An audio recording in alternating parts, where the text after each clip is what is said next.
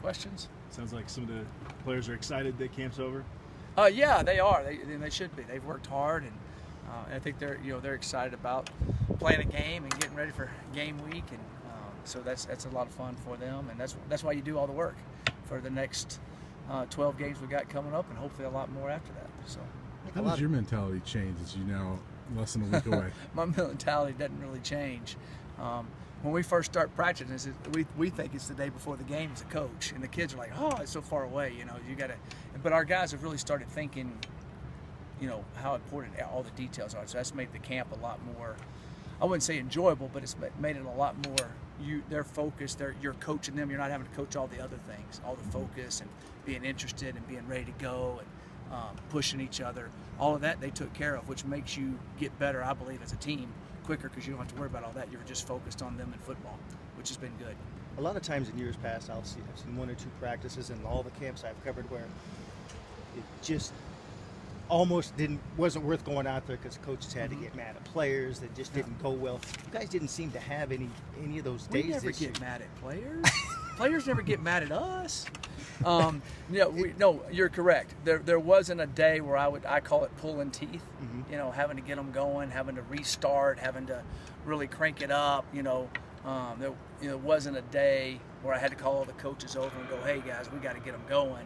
Wasn't one single day like that, which is extremely encouraging to me. How did last night go? Was it kind of like just kind of a dress rehearsal a little bit for a game? Well, we actually did our warm-ups.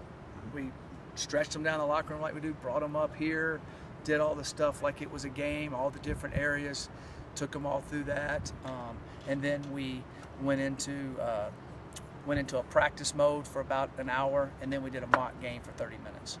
And so it was really good. All the substitutions coming off the sidelines, the other side had all the different special teams units, so we had referees keeping a clock on everything, the touchdown with 40 seconds, and all that stuff.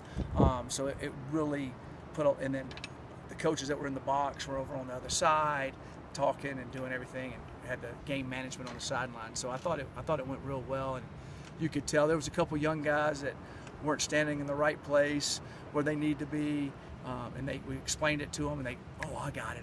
Well, I'm not in on that group right now. Yeah, but you could be in. We could change it, So those little things like that make a huge difference.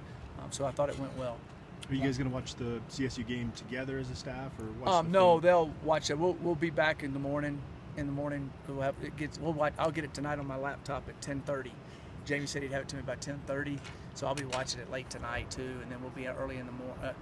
Go to church, and then I'll come in about 10:30. We'll be here from 10:30 on till 10:30 or so that night, watching that, putting together with everything else that we've done, and just kind of getting some ideas off of that. Hopefully what we've put in is similar to it, and we won't be a radical change, but there'll be a few tweaks that you would make, and you got to figure out how they're going to use certain guys. Who's going to take Gallup's spot,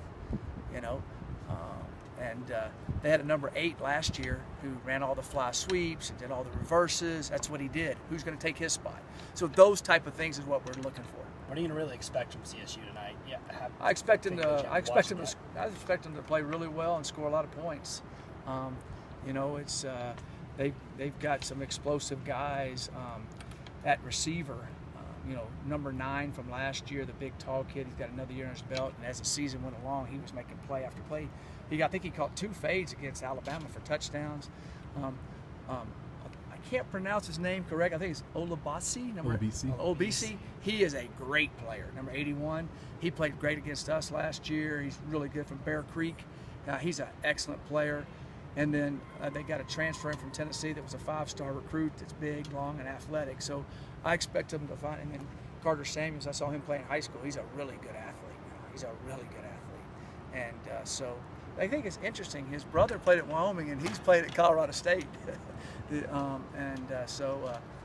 So we'll see how they do. And defensively, they've changed what they're doing. So I'll be real interested to see what they're going to do defensively, scheme-wise. I'm sure there'll be kinks early in the season, but do you feel comfortable with the rule changes? How you guys we know those rule changes at this point? Yeah, we did. We had the referees meet with them the first time they came in. They showed video of everything, and then out there in practice, we did it all. The pants rule being over your knees and all the T-shirts, which we stay strict on. The referees went around, told them, we even had a situation where a kid's shirt came up, and that the pad back there, if that flaps, they're going to put you out of the game. So they stopped the game, stopped the scrimmage. Hey, you would be out of the game, son. They told him to pull it down. So just teaching moments like that. Really worked on the 40-second clock after you score, all those types of things. And then the kickoff rule, which really is just a fair catch or not on that situation. I'll be interested to see what people do with that. I think there'll be some different strategies. We have our strategies. Some other people have different strategies. And so matter of fact, I watched about 10 seconds of the Broncos game the other night late, and it was a kickoff return for Phillip.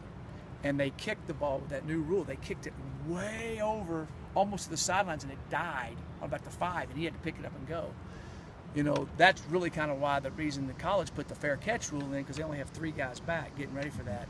If they could back up one of those guys back, I think you have to almost have 3 returners back there now, the way the NFL is doing. I think they'll kind of, looks like to me that's what they're going to have to, just watching that one kick, because we studied it a lot. But I think that I'm kind of rambling here, but yeah, we went through all those different scenarios. The new cut block rule, you can't cut past 5 yards. They explained all of that, every situation along the way on that. You had the meeting where you pick out all the uniform combinations? Yeah, we did that back in July. Oh, okay. Yeah, we went to this really cool place. I took the seniors and the captains, place in Longmont. Has a bowling alley and pool tables and everything in there. It's really cool. What's the name of that? But anyway, we did it there. We reserved a room up top and had a great time picking out the uniforms and doing all that. So it was a lot of fun. What's your favorite combo? I can't tell you. No. I really kind of like them all. I think it's kind of cool, the different ones. Of course, the traditional is a phenomenal look. But I think it's pretty cool, all the different looks. It's kind of funny, when we first brought the gray uniforms, I was thinking, people say, because silver is really one of our colors, but silver doesn't look, the way they do the silver, they thought the gray would be better, so we did that to offset the silver. Everybody's going, and then the other, I've noticed the gray uniforms, a lot of those jerseys have been sold, a lot of people wear gray now. It's kind of a pretty cool look, the gray and the black, so anyway. The linemen don't like the gray as much because when they sweat, it looks worse on them. That's what they tell me. I can't imagine